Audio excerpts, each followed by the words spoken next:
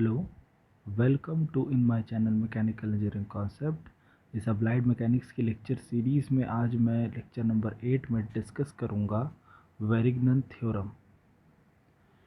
My name is Kunal Dewangan. चलिए start करते हैं लेक्चर। जैसा कि आपको पता है कि प्रीवियस लेक्चर में मैंने मोमेंट और मोमेंट के रिजल्टेंट के बारे में डिस्कस किया था, उसके बेसिक डेफिनेशन, उनके कॉन्सेप्ट के बारे में डिस्कस किया था। और इससे पहले हम फोर्सेस और अप्लाइड मैकेनिक्स के बेसिक कॉन्सेप्ट को देख चुके हैं, थ्योरम को देख चुके हैं। इस लेक्चर में हम मोमेंट से रिलेटेड कॉन्सेप्ट, एक जो थ्योरम दी गई है जिसे वेरिग्नन थ्योरम कहते हैं, वेरिग्नन्स थ्योरम कहते हैं, या प्रिंसिपल ऑफ मोमेंट भी कहते हैं, उसको पढ़ेंगे। तो पहला सवाल ये आता है कि इस थ्योरम को क्यों बनाया गया ये, और वेरिग्नन थ्योरम होता क्या है। तो उससे जाने से पहले देखते हैं कि भाई ये वेरिग्नन थ्योरम को बनाया किसने था। तो वेरिग्नन थ्योरम्स जो है, या प्रिंसिपल ऑफ मोमेंट, एग्जाम में पूछ सकते हैं कहीं पर भी, इसे दिया था फ्रेंच मैथमेटिशियन वेरिग्नन ने इन 1687 में। ओके, और उनके हिसाब से ये स्टेटमेंट था वेरिग्नन थ्योरम्स का, या प्रिंसिपल ऑफ मोमेंट का स्टेटमेंट। इन्होंने ये दिया, the moment of resultant of a force system, ठीक है, the moment of resultant of force system, moment of resultant of force, resultant force का जो मोमेंट है वो अबाउट एनी पॉइंट, ठीक है। रिजल्टेंट का मोमेंट जो है वो किसी पॉइंट के इक्वल होगा, जो कि किसके इक्वल हो सकता है, algebraic sum of moment of all other forces about the same point. इस एक पॉइंट के अबाउट रिजल्टेंट का जो मोमेंट है वो किसके इक्वल होगा, जितने और फोर्सेस जो हैं उनका उसी पर्टिकुलर पॉइंट के अबाउट जो मोमेंट के सम के बराबर होगा। ये है वेरिग्नन्स थ्योरम। अभी सवाल आता है, ये तो हो गए थ्योरम, कि भाई थ्योरम में बोलता है कि रिजल्टेंट का मोमेंट उस पर्टिकुलर सिस्टम में किसी एक पर्टिकुलर पॉइंट के अबाउट जो मोमेंट ले रहा हूँ रिजल्टेंट का, उसी पर्टिकुलर पॉइंट के अबाउट बाकी फोर्सेस का जो मोमेंट का सम है उसके बराबर होगा। बट अब इसका एप्लीकेशन क्या है, तो इसका एप्लीकेशन बेसिकली डिस्टेंस कैलकुलेट करने के लिए, या मोमेंट कैलकुलेट करने के लिए, या फोर्स कैलकुलेट करने के लिए कर सकते हैं with respect to given condition. Basically distance को कैलकुलेट करने के लिए हम इस वेरिग्नन्स थ्योरम या प्रिंसिपल ऑफ मोमेंट का यूज़ करते हैं। ओके, तो जैसे कि मैं एक चीज़ क्लेरिफाई कर दूं कि दो फोर्सेस का एक रिजल्टेंट जो होगा, दो कॉन्करेंट फोर्सेस का एक जो रिजल्टेंट होगा, उसके लिए हम वेरिग्नन्स थ्योरम यूज़ करते हैं। ओके, चलिए आगे देखते हैं, इस डायग्राम से समझने की कोशिश करते हैं। जैसे कि आपको यहाँ पर एक डायग्राम दिख रहा है, ये देखिए, ये डायग्राम दिख रहा होगा। इस डायग्राम में आप ध्यान देंगे अगर, तो एक्स वाई एक्सिस के अबाउट एक रिजल्टेंट आर है। ये देखिए, ये रिजल्टेंट आर है, ये आर रिजल्टेंट है, और वो रिजल्टेंट आर किसका है, P2 फोर्स और P1 फोर्स का। ये P1 फोर्स है, ये P2 फोर्स है, और दोनों फोर्सेस जो हैं बेस एक्सिस एक्स से रिजल्टेंट जो है थीटा डिग्री बना रहा है, P1 जो है अल्फ़ा, और P2 जो है बीटा डिग्री बना रहा है। ओके, P1 जो है अल्फ़ा, रिजल्टेंट थीटा, और P2 जो है बीटा डिग्री बना रहा है। अब जैसे कि स्टेटमेंट में क्या है कि रिजल्टेंट का मोमेंट, रिजल्टेंट का मोमेंट मतलब रिजल्टेंट का मोमेंट किसी पॉइंट के अबाउट, तो कोई आर्बिट्री पॉइंट आप वाई एक्सिस के अबाउट ले लेते हैं, पॉइंट ए, और उस पॉइंट ए से इन तीनों फोर्सेस पे एक परपेंडिकुलर लाइन ड्रॉ करना है। ये देखिए, एक पॉइंट ए आर्बिट्री मैंने कंसिडर किया वाई एक्सिस में, इस पर्टिकुलर पॉइंट से एक स्ट्रेट लाइन ड्रॉ की परपेंडिकुलर P2 फोर्स के ऊपर, एक रिजल्टेंट के ऊपर, और एक आपका P1 फोर्स के ऊपर। और ये इस फोर्सेस से रिस्पेक्ट में ये जो लाइन जो ड्रॉ की है पॉइंट ए से, आर्बिट्री पॉइंट ए से, उस पॉइंट के रिस्पेक्ट में ये एंगल 90 डिग्री बना रहा है। और डिस्टेंस ए से इस पर्टिकुलर फोर्सेस का, ईच पर्टिकुलर फोर्सेस का, जैसे P2 फोर्स के लिए D2 डिस्टेंस मान लिया, रिजल्टेंट के लिए D डिस्टेंस मान लिया, और आपका क्या हो गया, P1 के लिए D1 डिस्टेंस मान लिया। तो थ्योरम ये बोलता है रिजल्टेंट का मोमेंट उस पॉइंट के अबाउट, मतलब R into D is equal to किसके होगा, सम ऑफ अदर फोर्सेस के मोमेंट के, मतलब P1 into D1 plus P2 into D2, और यही होता है वेरिग्नन्स थ्योरम। ओके, तो ये आपको ध्यान रखना है। फिर से मैं बता देता हूँ थ्योरम क्या बोलता है। पहले आपको क्या करना है, आपको ड्रॉ करना है रिजल्टेंट। रिजल्टेंट के दो फोर्सेज हैं, P1 और P2, जैसे मान लिए यहाँ पर P1 फोर्स बेस से एंगल बना रहा है आपका अल्फ़ा, रिजल्टेंट बना रहा है थीटा और P2 बना रहा है बीटा एंगल। ओके, अब मैं क्या करूँगा, एक आर्बिट्री पॉइंट ए कंसिडर किया, उस आर्बिट्री पॉइंट से इन फोर्सेस के ऊपर एक परपेंडिकुलर लाइन ड्रॉ करूँगा जो कि उस फोर्सेस से 90 डिग्री एंगल बना रहा होगा। और जब ये ड्रॉ करने के बाद आप देखेंगे तो ए से P2 का डिस्टेंस जो है वो D2 है। ए से इस पर्टिकुलर रिजल्टेंट आर के ऊपर जो लाइन ड्रॉ की उसका डिस्टेंस D है, लाइन की लेंथ D है। और ए से जो लाइन ड्रॉ की है मैंने फोर्स P1 के ऊपर, उसके डिस्टेंस दी हुई है सपोज D1। तो थ्योरम ये बोलता है कि रिजल्टेंट का उस पॉइंट के अबाउट डिस्टेंस से जो मोमेंट है उसका जो वैल्यू है वो किसके इक्वल होगा, अदर फोर्सेस के मोमेंट के बराबर। अदर फोर्सेस मतलब P1 into D2, other forces के मोमेंट मतलब force into distance. Force into distance क्या होगा, परपेंडिकुलर डिस्टेंस, फोर्स और परपेंडिकुलर डिस्टेंस D2 है, फोर्स P1 है, P1 into D1, force R है, डिस्टेंस D है, तो R into D, P2 force है, परपेंडिकुलर डिस्टेंस D2 है, तो P2 इंटू D2, ये हो जाएगा आपका वेरिंगटन्स थ्योरम। अब इसको डिराइव करना है, ठीक है। ये चीज़ थ्योरी में लिखी हुई है यहाँ पर जो एक्सप्लेनेशन पे, कि मान लीजिए रिजल्टेंट R है और उसके दो कंपोनेंट P1 और P2 हैं, जिसका एंगल बेस से थीटा, अल्फा और बीटा है। ओके, थीटा रिजल्टेंट का एंगल है, P1 के लिए एंगल अल्फा है बेस से, और बीटा जो है आपका P2 के लिए एंगल है, ठीक है। तो आपको पता है कि रिजल्टेंट का उस आर्बिट्री पॉइंट के अबाउट मोमेंट कितना हो जाएगा, R into D, force into distance होता है मोमेंट। और उसी तरह से आपका अदर फोर्सेस का सम क्या हो जाएगा, P1 into D1 plus P2 into D2, other forces का मोमेंट का सम, ये हो जाएगा, ठीक है। अब आपको थ्योरम प्रूव करना है, थ्योरम को निकालना है, थ्योरम के लिए डिस्टेंस की वैल्यू कैलकुलेट करनी है। तो जैसे कि आपको पता है resultant about Y axis will be equal to force P1 का y कंपोनेंट प्लस P2 का y कंपोनेंट होगा, P2 y कंपोनेंट। ओके, अब मुझे पता है R is equal to R Y is equal to क्या होगा, R Y R cos theta लिख सकता हूँ। ये जो रिजल्टेंट है, इस रिजल्टेंट का अगर मैं इस लाइन को ऐसे एक्सटेंड करता हूँ, ये एंगल बेस थीटा बना रहा है, तो ये y कंपोनेंट होगा, ये x कंपोनेंट होगा, ये y कंपोनेंट होगा।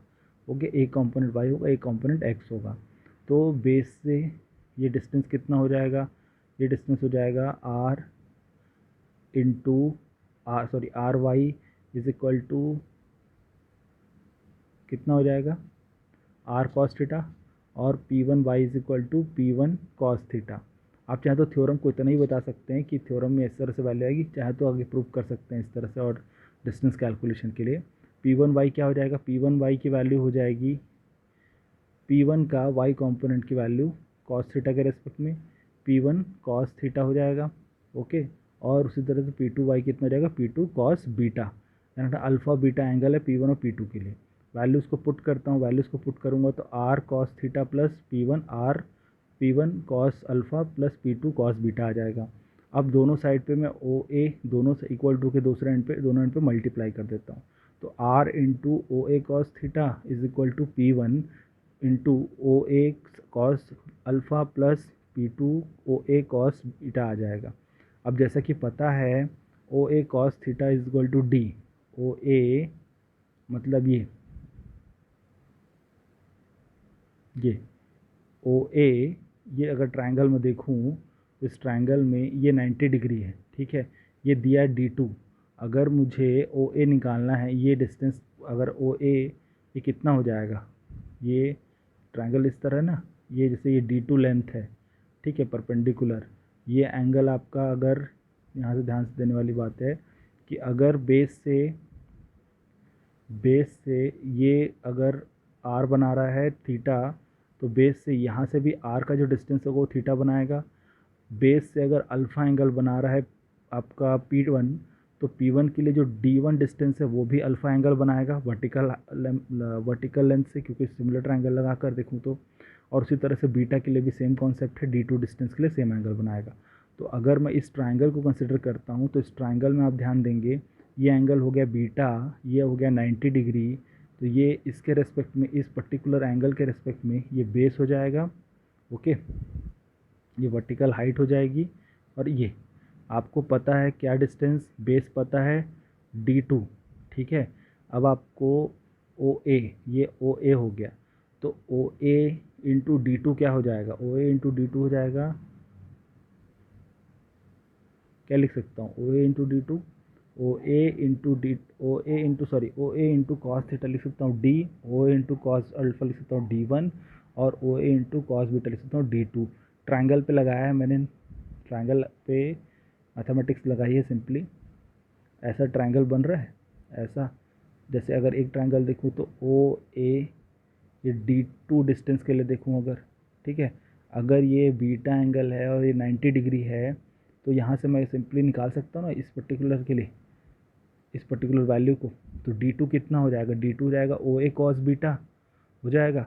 उसी तरह से दूसरा ट्राइंगल देखूँ तो दूसरा ट्राइंगल थोड़ा सा और अलग है, ये एंगल हो गया आपका अल्फ़ा, अल्फ़ा में ये हो गया डी वन, ठीक है, ओ और ए यहीं पर है, तो ओ ए कॉस अल्फ़ा कितना हो जाएगा डी वन।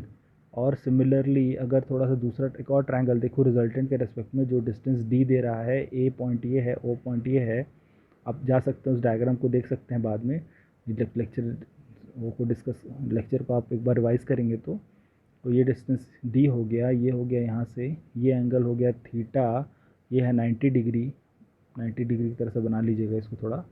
तो उस पर अगर आप लगाएंगे तो ओ ए कॉस थीटा क्या हो जाएगा, डी के बराबर, ठीक है।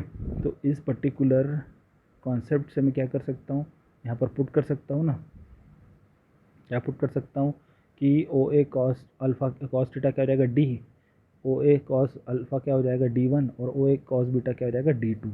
इससे क्या कर सकते हैं हम, वैल्यू जब पुट करेंगे तो R D is equal to P one D one plus P two D two हो जाएगा। ध्यान रखिएगा ये डायग्राम, और डायग्राम में जो सिंपल मैथमेटिक्स जो लगाई है वो समझना ज़रूरी है। इस डायग्राम को थोड़ा ध्यान से देखिएगा और सिंपली मैथमेटिक्स लगाना है आपको और कुछ नहीं करना है, वेरिगनेंस थ्योरम अपने आप प्रूफ हो जाएगा। ओके, तो ये इक्वेशन आपका जनरेट हो जाएगा, और यही इक्वेशन मैंने शुरू में बताई थी कि थ्योरी क्या बोलती है, वेरिगनेंस थ्योरम। वेरिगनेंस थ्योरम बोलता है, जैसे यहाँ पे स्टेटमेंट पढ़ सकते हैं फिर से, moment of resultant of force, moment क्या है, मोमेंट जो है रिजल्टेंट फोर्स का किसी पॉइंट के अबाउट, मतलब आर इंटू डी इक्वल होगा algebraic sum of moment of all other forces about same point.